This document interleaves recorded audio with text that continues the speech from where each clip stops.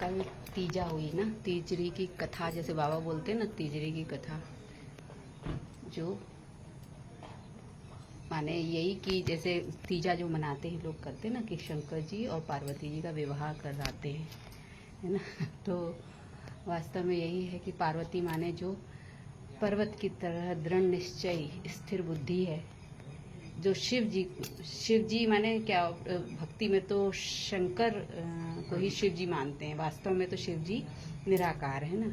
शंकर ने तपस्या करी शिव जी को पाने के लिए, और शंकर जो शिव स्वरूप हो गए तपस्या करके, तो उनको पाने के लिए, वो साकारी स्वरूप को पाने के लिए पार्वती जी ने तपस्या की थी ना। इस तरीके से है ना कहानी।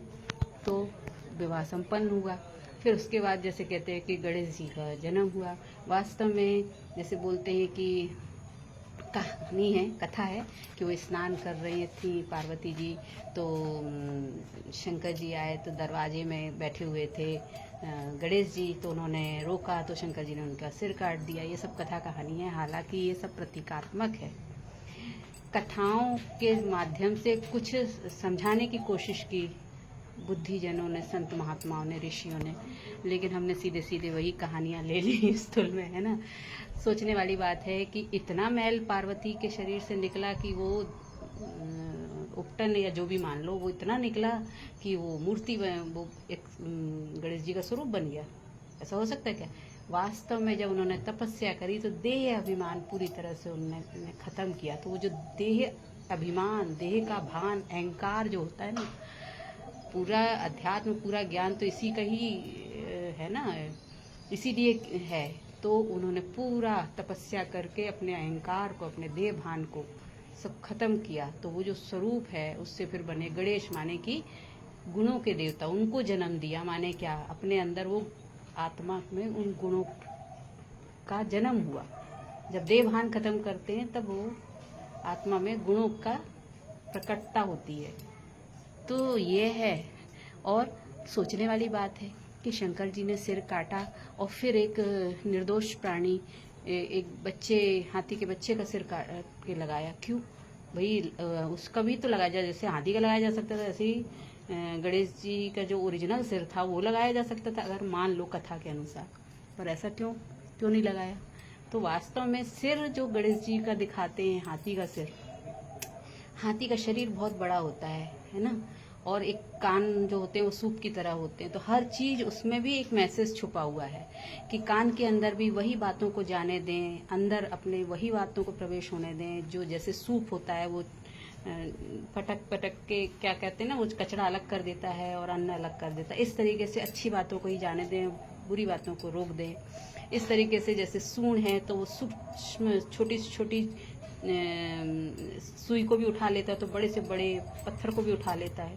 तो माने सूक्ष्म दृष्टि भी है, आंखों की जो सूक्ष्मता, ऐसे पूरे शरीर का जो आकार है ना गणेश जी का, वो हमें समझा रहा है ऐसे कि ऐसे ऐसे अंदर गुणों की, विशेषताओं की धारणाएं जो आपके अंदर हैं, लेकिन आप उसको प्रकट नहीं करते हो। आत्मा में तो हैं ये सब चीजें। तो ये प्रतीकात्मक था, इसलिए गुणों के देवता बोलते हैं, इसीलिए भाग्य विधाता बोलते हैं। जब आपके अंदर गुण हैं, शक्तियां हैं, तो भाग्य आपका खिल जाएगा। इसीलिए उनको विघ्न विनाशक कहते हैं कि जब आपके अंदर शक्तियां हैं, गुण हैं, तो कोई भी विघ्न नहीं आएंगे, कोई भी बाधाएं नहीं आएंगी। विघ्न विनाशक इसीलिए बोला जाता है। गजानन बोला जाता है, गज की तरह जिनका सिर है, माने बेहद की बुद्धि है, हद की नहीं है, छोटी बुद्धि नहीं है, बेहद की बुद्धि है। बुद्धिदाता बोला जाता है। माने क्या कि आत्मा में जो बुद्धि है वो दिव्य है, सर्व श्रेष्ठ स्थिति में श्रेष्ठ गुणों से भरपूर है, ज्ञानी है। तो ये हर चीज ना प्रतीकात्मक है। लेकिन हम लोग क्या करते हैं, अब जैसे दुर्वा चढ़ाएंगे, अब दुर्वा का मतलब क्या है, वो सबसे बारीक तिनका होता है। इस जितने भी पेड़ पौधे हैं देखो तो उसमें दुर्वा सबसे नाजुक और बारीक तिनका होता है।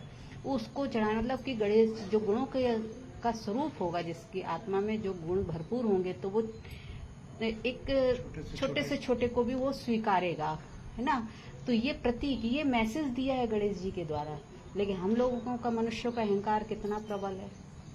हम बड़े ज्ञानी, बड़े मतलब ज्ञानी तो नहीं, ज्ञानी होते तो ये काम ना करते, पुजारी, पंडित, हम सबसे बड़े कर्मकांडी हो। देखा गया जितना कर्मकांडी उतना ही वो पाखंडी, कि फिर वो भेदभाव में लग जाता है, द्वैत बुद्धि में आ जाता है। द्वैत बुद्धि नहीं सिखाते गणेश जी, तो वननेस सिखाते हैं। तो ज्ञान पूरा भरा हुआ है। अगर आप सूक्ष्मता से ज्ञान को समझें तो आपको समझ में आएगा गणेश जी हमें मैसेज दे रहे हैं।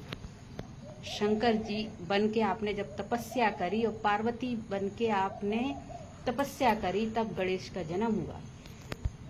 लेकिन स्थूलता में ही सब कुछ रह गया। ओम शांति।